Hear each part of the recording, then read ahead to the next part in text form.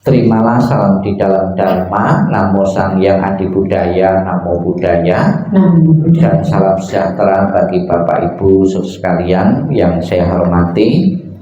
Keluarga besar almarhum Bapak Sujianto Kusuma yang saya hormati, pada pagi hari ini kita mendoakan melakukan pelimpahan jasa ataupun patidana. Di dalam istilah bahasa agama Buddha, pelimpahan atau patidana. Patidana bisa dimaknai agar mudah dipahami. Yang mendengar, pati berasal dari kata mati, kemudian dana itu memberi kepada orang yang telah mati. Memberi kepada orang yang telah mati berbeda dengan memberi orang yang masih hidup. Kalau memberi kepada orang yang hidup, ya, contohnya makanan-makanan persembahan ini, pasti yang hidup akan mengkonsumsi, akan makan.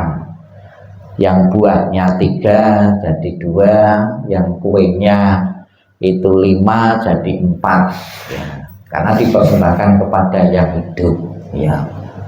Namun setelah beliau meninggal, dikasih persembahan seperti ini ternyata utuh, ya, tidak ada satupun yang berkurang, ya.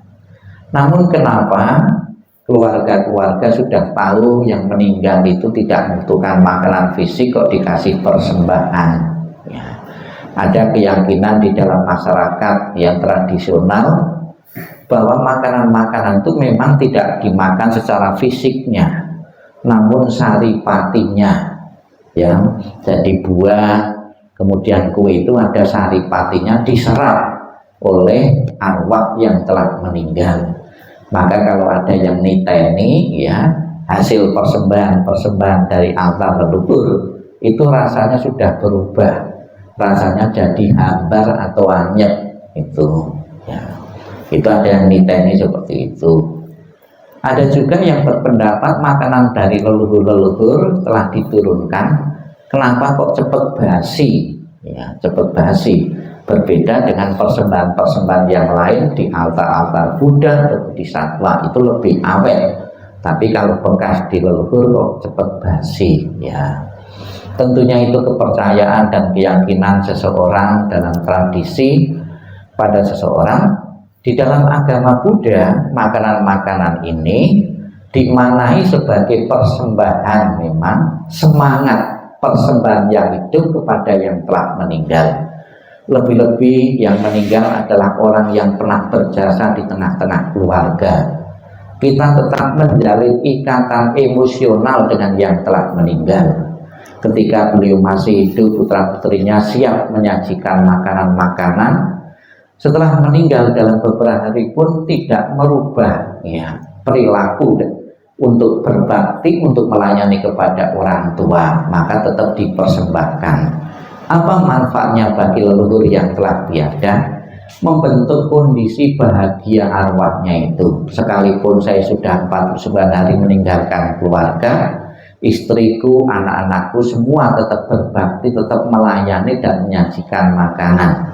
Ini akan menimbulkan perasaan bahagia yang dimiliki oleh beliau itulah yang mendukungnya untuk lainnya di alam-alam bahagia. Tapi berbeda, kan ada juga setelah ditinggal kematian keluarganya itu cuek, tidak rukun, tidak harmonis, ya. Itu juga akan membentuk kondisi arwah itu menderita. Kondisi arwah yang menderita tempatnya mana? Ya, alam-alam penderitaan, ya. Maka Bapak Ibu sekalian, secara tradisi maupun secara agama dipadukan pada hari ini, di samping mempersembahkan makanan-makanan juga membawakan doa, ya, membawakan doa.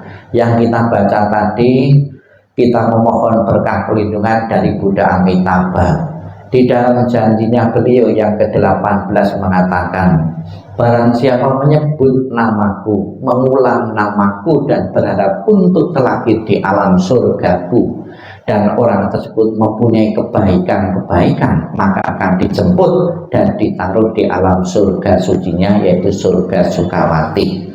Sudah menjadi tugas setiap orang setiap agama kalau bisa hidup bahagia sejahtera panjang umur di dunia ini, kalau mati masuk surga. Itulah keinginan dan harapan setiap orang, bisa dibantu, bisa didukung dengan yang lainnya. Sebagai bentuk dukungan kepada beliau yang telah tiada, sekiranya di alam sana masih menemukan kesulitan-kesulitan, maka sudah menjadi kewajiban bagi keluarga yang ditinggalkan untuk selalu mengirim doa, mengirim pelimpahan-pelimpahan jasa untuk beliau.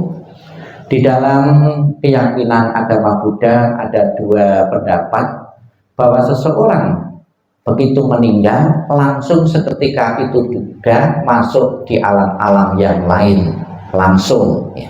Namun ada juga keyakinan tidak langsung, ada waktu 49 hari masa jeda, masa transisi atau masa peralihan. Apabila di masa peralihan itu kebaikan-kebaikan almarhum itu kurang, itu akan condong 49 harinya atau 50-nya terlahir di alam-alam yang tidak menguntungkan. Namun ya sekalipun kebaikannya kurang ya, untuk terlahir di alam bahagia, ada bentuk kepedulian dari yang hidup, dari keluarga yang ditinggalkan untuk selalu mengirim doa ya, mengirim doa dan doa itu dilimpahkan kepada yang telah meninggal, akan membantunya untuk terlahirnya di alam bahagia, alam surgawi. Maka sudah menjadi keyakinan di kalangan umat Buddha, khususnya dalam tradisi Mahayana, melakukan doa 49 hari sesuatu yang wajib. Ada juga bukan cuma dijujuk 49 hari, ada yang setiap hari ya. Ada 7 kali 7, setiap kelipatan 7 hari sekali melakukan pelimpahan jasa dan ditutup 49 hari, karena hari yang sangat menentukan sekali untuk kelahiran berikutnya. Semoga apa yang kita lakukan dari putra-putri beliau, mengirim doa, memberikan persembahan-persembahan, dan juga sarana-sarana yang lain, bakar kertas-kertas itu sebagai simbol bakti keluarga yang ditinggalkan kepada arwah beliau, benar-benar mengkondisikan arwah beliau segera memiliki alam bahagia, terlahir di alam surga bahagia. Dan setelah terlahir di alam surga bahagia, memberikan doa restunya kepada keluarga yang ditinggalkan, kepada istri untuk selalu mendapatkan kesehatan, kepada putra-putri beliau bisa melanjutkan perjuangan dan harapan-harapan beliau yang belum sempat terwujud, sehingga menjadi keluarga sejahtera dan bahagia dan menata kehidupan kembali setelah ditinggal beliau tiada untuk selama-lamanya. Selamat jalan almarhum Bapak Sujianto Kusuma, semoga jalan yang kau terang dan lapang, dan keluarga besar yang kau tinggalkan merelakan kepergianmu. Sadu, sadu, sadu.